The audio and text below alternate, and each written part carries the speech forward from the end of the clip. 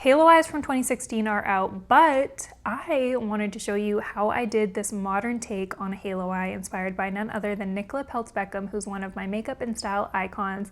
I am going to walk you through each and every step to achieve this look. This is not too much, not too crazy heavy. You could honestly get away with wearing this for like even an everyday look, but this would be so good for pictures and events. So if you want to know how to get this exact makeup look, keep on watching. The first thing I noticed about this makeup look was her skin. Her skin is flawless. Her skin is matte, but it doesn't look too heavy, which is actually kind of hard to achieve that combination. But I do have a very specific technique that I like to do that I'm going to share with you. For foundation today, I am going in with a high coverage, pretty matte finish foundation. This is the Estee Lauder Double Wear Foundation. I use the shade 1N1. I'm hoping this is going to be a good match for me today. I haven't used this one in a minute because I don't usually reach for high coverage foundations, but when I do, I always use this method because things can go south pretty quick. If you want something a little bit more affordable, the Huda Beauty Easy Wear Foundation is also a good option. It's a little bit less matte, but it does give you that beautiful blurring effect. I did a whole video on this, so I'll leave this on the screen and in the description if you want to check it out. I'm just taking a clear makeup palette. You can use a makeup palette, you can use the back of your hand, you can use whatever you want. And I'm just going to put a little bit of this foundation, oh, that's a lot, on the back of this palette. You do not need this much, but it is what it is. This is looking like it's gonna be a little dark for me, but we're gonna make it work. I'm gonna use this really thin, flat IT Cosmetics brush to just begin applying a very thin layer of that all over my face. We're not worrying about blending it in with this brush. We're just kind of like evenly distributing the foundation on so we don't apply it too much, which is where you run into issues like cakiness and heaviness. I'm gonna link this brush down below. I really like this brush specifically for this method when I'm working with high coverage foundations. I feel like it really helps me control the amount of product I'm using. And the shade match is actually not too bad. A pleasant surprise there. We will be able to make this work. Really happy about that. Okay, so we have a thin layer of that just really roughly applied. For reference, I used like the tiniest bit of that foundation. I could have used a quarter of the amount that I took, but that's just not how it worked out for me today. And now I'm going in with my Hourglass foundation brush. I'm going to link this down below as well. This is one of my favorite foundation brushes. And I'm just going to begin to blend that in, tapping that into my skin. A little note for skin prep: if you're going to be wearing a high coverage matte foundation, I recommend exfoliating before and just applying your favorite moisturizer that sits well under makeup. Don't apply too much of it because you don't want the product to ball up underneath, but you do want a really nice and hydrated base, so keep that in mind. I do really find that tapping the foundation in instead of dragging it is better because you don't get those streaky lines. If you want to use a sponge, you can use a sponge, but I really just love this foundation brush. I feel like it allows me to keep a ton of the coverage. So the foundation is a little bit darker than my neck, so I am actually just going to go in with a little bit of that foundation down my neck. I'm using that same IT Cosmetics brush that I used to apply the foundation initially, and I'm just applying a little bit of that to my neck so that our face matches our neck. So now to perfect the rest of the skin, I'm going in with two different concealers for two different things. The first concealer I'm going to go in with is by Hourglass. This is their Vanish Concealer in the shade Birch. And this concealer I'm just going to use to spot conceal. I'm not going to apply this under my eyes because I do feel like this is a little bit heavy to use under the eyes. So I'm basically just going to go over any little spots and really get that super ultra perfected look using this concealer. Again, less is more. You can always add more. Do not go overboard with concealer. And then I'm just going to blend out that concealer using a concealer brush. Just really taking the time to melt that concealer into my skin. I don't want any heavy patches at all. Now for the second concealer, I'm going to use, this is the Armani Luminous Silk Concealer. This is one of my favorite concealers for under the eyes for a few reasons. It lasts a really long time and it does not crease on me. I'm really picky about concealers creasing. And it's also medium coverage without being heavy at all. I find it just sits really nice under the eyes. It looks natural, but it covers everything I need it to cover. You don't need to apply too much, but it's really buildable if you want a little extra coverage. All right, so we're looking pretty full coverage. The skin doesn't look too heavy, but I do just want to take an extra step, kind of melt everything together just to ensure that the skin looks natural. So I'm going in with the Urban Decay All Nighter Setting Spray, but this is the ultra matte version, so this isn't gonna make our face super shiny. I'm just gonna lightly mist that over my entire face. Another thing I noticed about this makeup look is I don't think she's wearing any bronzer or contour. It doesn't look like it. So I'm gonna skip that step for now, which is really weird for me, but we're gonna go in with some cream blush. I'm going in with the Huda Beauty blush filter in the shade Cotton Candy. Her blush is just this really beautiful, cool pink shade, and it's applied quite heavily. So I chose this because it melts into the skin and blends so beautifully, but it also is pretty intense in pigment, and also the color is very similar. So I'm just taking my time to blend that out onto my cheeks. I'm focusing most of it on the apples of my cheeks, and then I'm slightly dragging that blush upwards for a lifted, more snatched effect. We're gonna go in with more blush later, but this blush really blurs the cheeks. When you're working with matte formulas, they can often emphasize texture or dryness, so I really wanted to pick a blush formula that does not emphasize texture. If you deal with very textured skin, you might wanna try these blushes because they genuinely just blur the skin so nicely. They don't cling to my dry patches at all. Highly recommend these ones.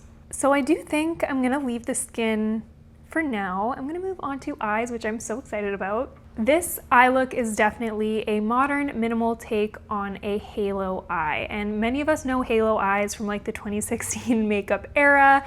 Not what we're going for today, although very technically skilled if you can do something like this. This specific technique is a little bit easier. It's a little bit more natural for every day or even for events and stuff like that. I just think this more subtle technique is more up my alley. Let me know if you guys are into more of the full glam makeup or the natural makeup, because I can do more full glam tutorials too, but if you want more natural kind of makeup tutorials like this, give this video a thumbs up so I know that you like what I'm doing. I'll do more of it. I just got some new products sent to me by Morphe, and I'm really looking forward to trying them out because Morphe is like rebranding right now and coming out with some really good products. So to prime my eyes, I'm gonna try out the new Morphe Solo Artist Priming Cream Eyeshadow. This one is in the shade Airplay and it's very close to my skin tone, so I'm just gonna use this as an all-over base for my eyeshadow. I'm applying this with a Morphe M134 concealer brush, and I'm just applying a nice, thin, even layer on my eyes. This is doing a really good job of just covering up any discoloration I have on my eyes. We'll see how shadows apply on top of it. I really like to use an eye primer when I'm working with glitter shadows or when I'm doing a little bit more of an intense eye look. I really like the color of this priming eyeshadow. If you have fair skin like me, I think you would really like this one because it's actually kind of hard to find one that's not like darker than my skin tone. This actually is a perfect shade for me. So at the time I'm filming this video, these palettes actually aren't released yet. So hopefully they'll be released by the time you are watching this video. And if they're not, I will link them as soon as they are released so that you guys can check them out because I think these are actually really promising. So Nicola's eyeshadow is this beautiful kind of like cool toned mauve-y gray vibe.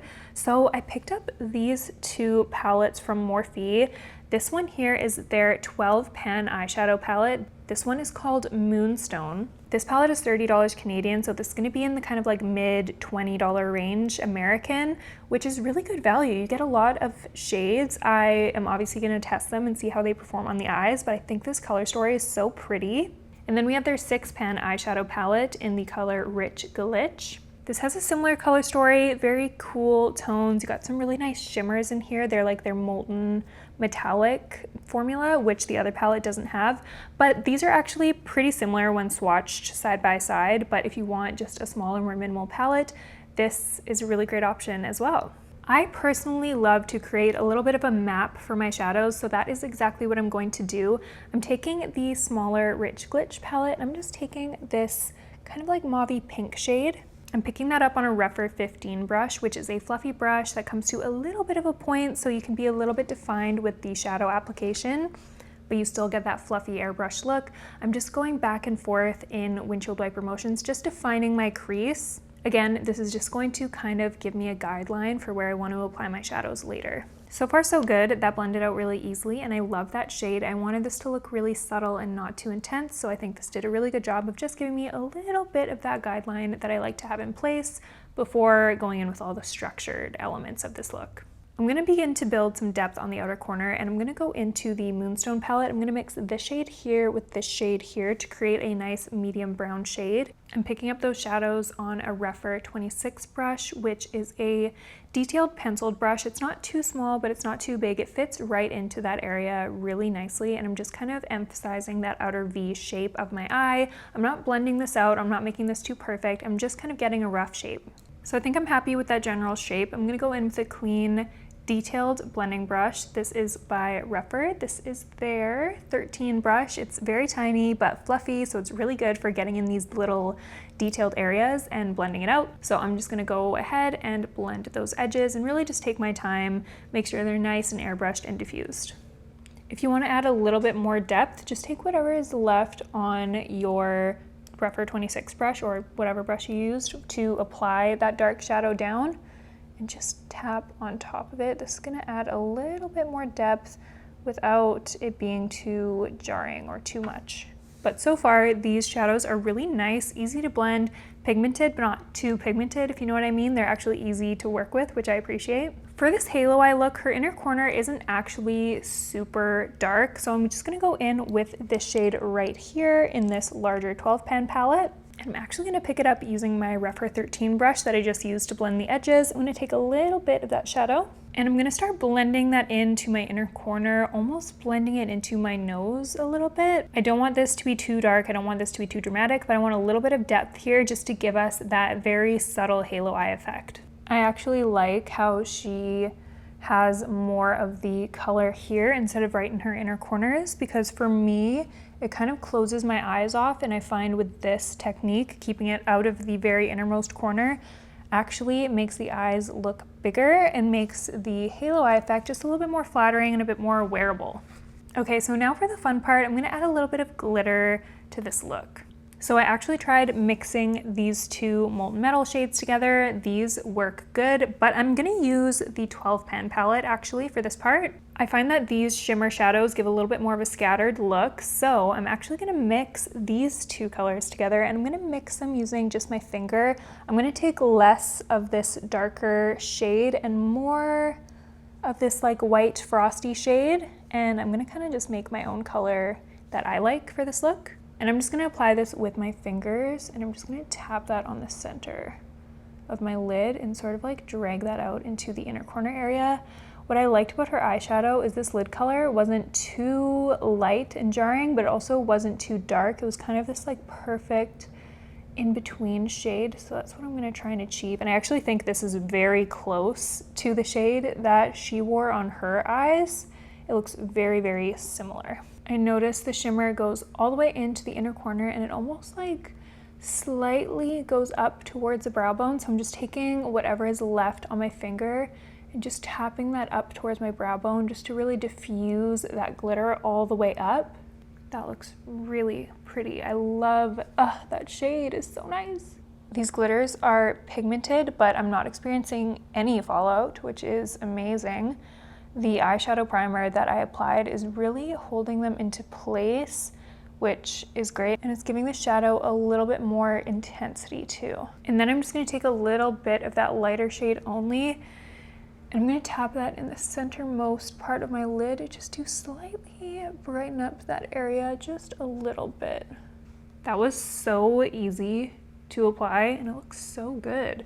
It looks like she does have a little bit of shadow underneath her eyes, just kind of connect everything together. So I'm just gonna take that same Revela 13 brush and pick up this shade once again right here. Just a tiny amount of this, and I'm just ever so slightly gonna just dust that underneath my eyes on the lower lash line. I really want this to be quite subtle, but the most concentration I want on the outer corner. And then anything left on my brush, I'm just gonna sort of lightly sweep it, keeping it very natural. It actually does look like she has a little bit of a lighter shade in her inner corner, so I'm going in with this Too Faced Disco Crush eyeshadow. This one is in the shade Fairy Dust. This is just a very light white eyeshadow, and I'm just going to apply that in my inner corner and blend that in with the other shimmer shade that we have going on for a little bit more emphasis in the inner corner. All right, and I think that's it for the shadows. Just a very subtle, easy halo eye. Now we're going into liner. She has a very beautiful, minimal yet crisp and defined eyeliner, which I think pairs really good with this eyeshadow because this shadow is not super defined. It's a little bit messy, but the liner just really pulls it all in and makes it look very structured and put together. It just completes the eye look. One of my favorite black liquid liner pens at the moment is by Flower Nose. This has a very precise tip. It is very easy to use, and I'm just going to begin applying this on my upper lid. I'm keeping this really close to my lash line. It's going to be the thickest on the outer corner, and then as I work my way in to my inner corner, it's going to get a lot thinner and it's going to be barely noticeable. I'm also going to be bringing that about 3/4 across the way into my inner corner. Not all the way into the inner corner, but almost. Look at that liner. Look how crisp I was able to get it. This is just one try as well. This liquid liner pen is so easy to use. If you struggle with liquid liner, maybe try this one because I think it's foolproof. For lashes, I noticed her lashes weren't anything crazy. She had a little bit of mascara and then a couple little falsies on the outer corners. So I'm gonna do that. I'm going in with the Victoria Beckham Vast Lash Mascara. I love the curved wand on this one. I love how it lengthens my lashes without making them clumpy. It gives me very pretty fluttery lashes, which is exactly what I'm going for this look.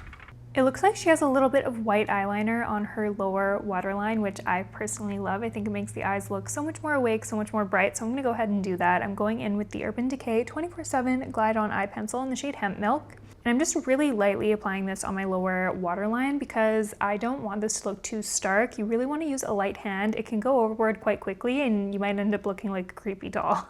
And then once I've done that, I'm gonna go in and apply some mascara to my bottom lashes. And now I'm just finishing off the look with a couple little clusters on the outer corner. I applied one, and this is the Fairy Lashes C0024 little lash clusters. I'm using the 10mm length, and so I have one on the outer corner, and then I'm gonna go right in with two, just right next to that one. And I think I'm just gonna leave it like that. Very subtle. Not really anything crazy, just enough to enhance the eyes a little bit. I love how Nicola's makeup is usually like that, subtle, but just perfect. So I'm gonna go ahead and do my other eye. I'll be right back. All right, so the eyes are complete and I'm really happy with how they turned out. I'm gonna move on to finishing touches on the rest of the face and of course lips. To powder my face, I'm going in with the Huda Beauty Easy Bake Powder in the shade Cupcake. This is a really nice powder for more glam matte looks. So I'm picking this up on a powder puff and just pressing this into any areas where I want to be extra matte and extra flawless. So for me, that's under my eyes, a little bit in between my brows, around my mouth and my chin area. I do want to intensify the blush a little bit. So I'm going in with this blush by Kosas. This is their Blush is Life in the shade Bliss, which is just this really pretty pink. I love this formula because it's so blurring and not too overpowering. I'm applying that with a Refer 04 brush. This is my favorite blush brush. It gets the most diffused finish. And now for lips, which might be my favorite part of this whole look. Her lips are very pale nude, which I love a pale nude. So I'm going in with lip liner first. This is the Makeup Forever Anywhere Caffeine Lip Liner. I didn't want something too pink because I do want the lips to look a little bit contoured. The lipstick is going to cover most of the lip liner, but I just thought this would be the perfect shade for this look.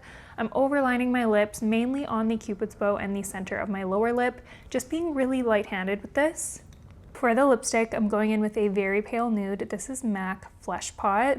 It's very much giving concealer lips, but I am living for it. I'm just tapping this all over the lips instead of dragging it because sometimes with really nude lip shades, if you drag the lipstick, it looks really heavy and not the vibe that we're going for. So make sure you tap and just lightly diffuse that into the lip. I think I'm happy with that intensity. You can do this eye look with any lip you want. I love like a really pale nude concealer lips, so this makes me really happy, but if you want something a little darker, go for something a little darker. Okay, be real with me. Does this look kind of similar or comparable to the inspo picture? Let me know in the comment section down below. And if you want me to do more looks like this, kind of recreating like celebrity makeup or Pinterest makeup looks, give this video a thumbs up so I know you like it and I'll do more. Nicola Peltz Beckham is low-key one of my makeup inspirations, so I'm really happy I got to recreate this look for you guys. Thank you so much for watching today, and I will see you in the next one.